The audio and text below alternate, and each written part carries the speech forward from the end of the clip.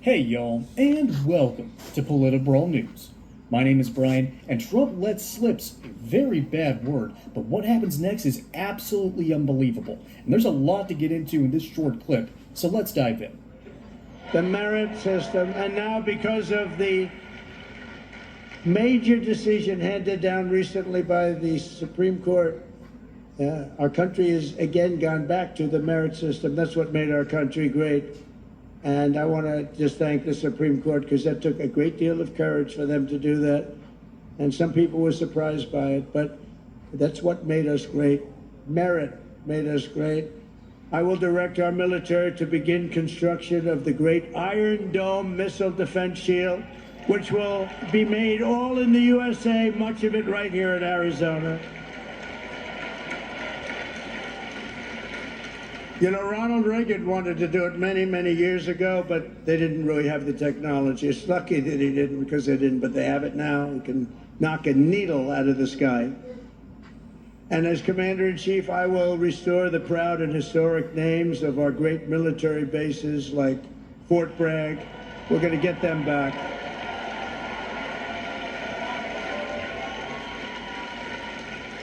And woke has to stop, because along with everything else, it's destroying our country. We're going to stop woke. Woke is bullshit.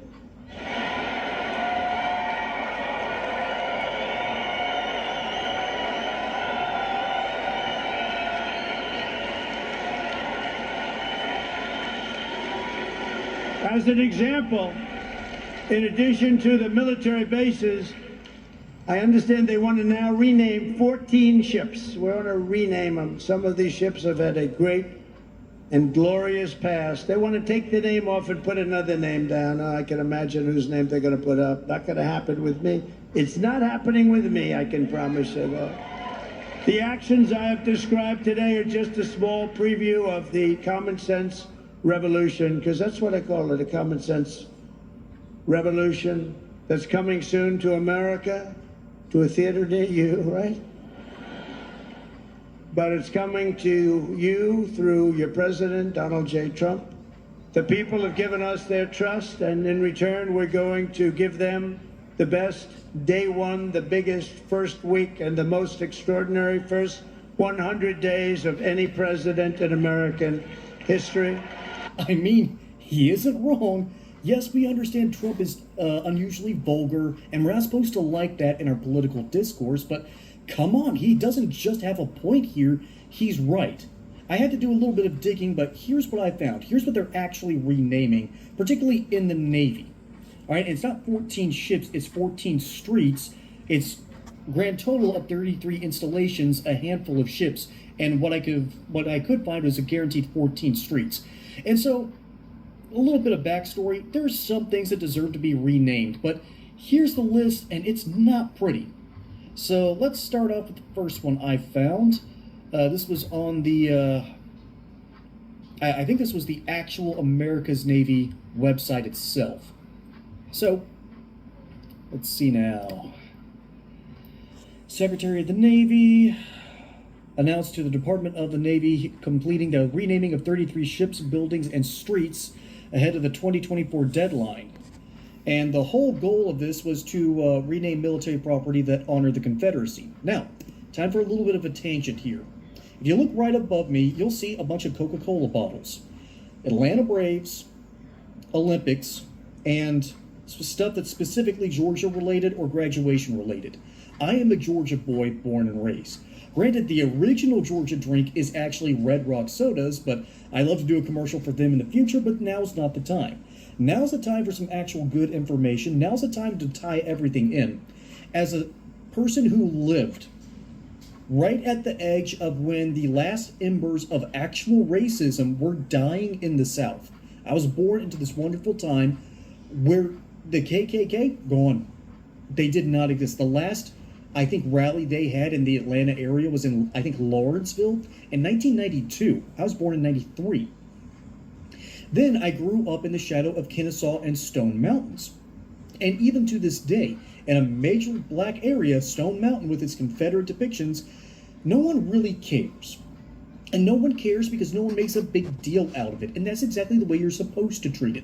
So when it comes to monuments, battlefields, and sculptures, anyone in their right minds is going to look at that and go, yeah, so this happened. As a matter of fact, if I was a black father with a family, I lived in one of these towns with a Confederate name or a Confederate statue, I would take a picture of me and my family every year as a subtle reminder of, hey, y'all lost, y'all deserve to lose, we are the result, and we are moving forward. That is the healthy mindset, and of course, woke is an unhealthy mindset.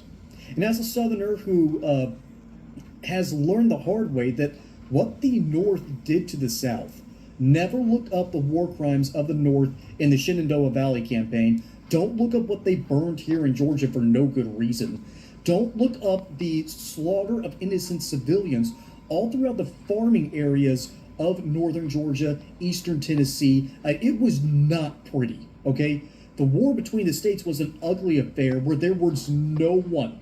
No one was the good guy in that war. So I get trying to wipe out some of the stain of the Confederacy because they did not want to be a part of the United States anymore, and therefore the military should reflect that.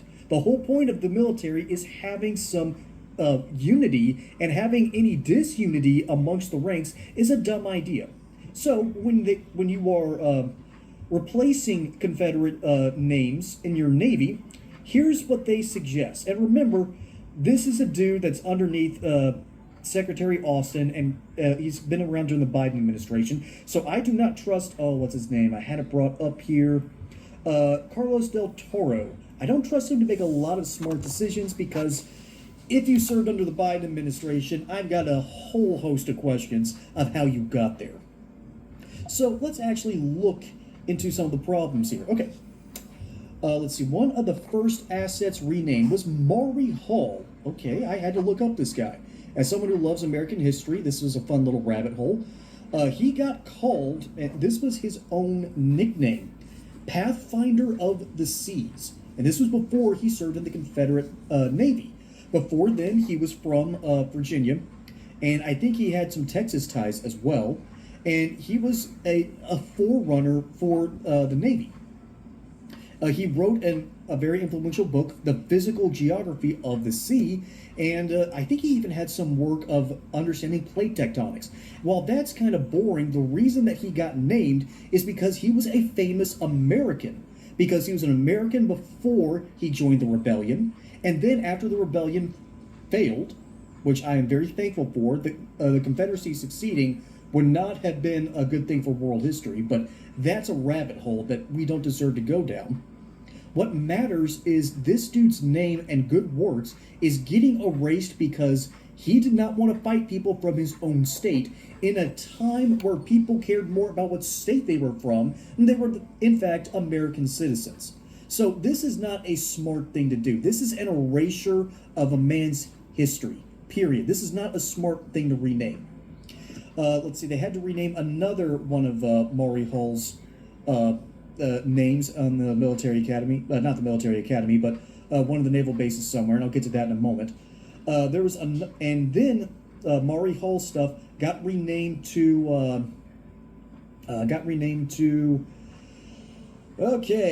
renamed the building to Carter Hall after President Jimmy Carter. You remember him, and as a Georgia boy, there used to be a sign in on I-75 in South Georgia that we, the farmers of South Georgia, apologize for electing Jimmy Carter. So yeah, he's not exactly the most wonderful person that everyone looks up to. Good man, great man, terrible president. The Navy could find someone better than Jimmy Carter. I mean, if you're going to name someone from Georgia, how about, I don't know, the Chick-fil-A family? How about Zaxby's? The USS Waffle House. There we go. That's a whole lot better than the USS Jimmy Carter. So a building got renamed to Carter Hall. Then there was the Buchanan House named to the Farragut House. I'm actually for that.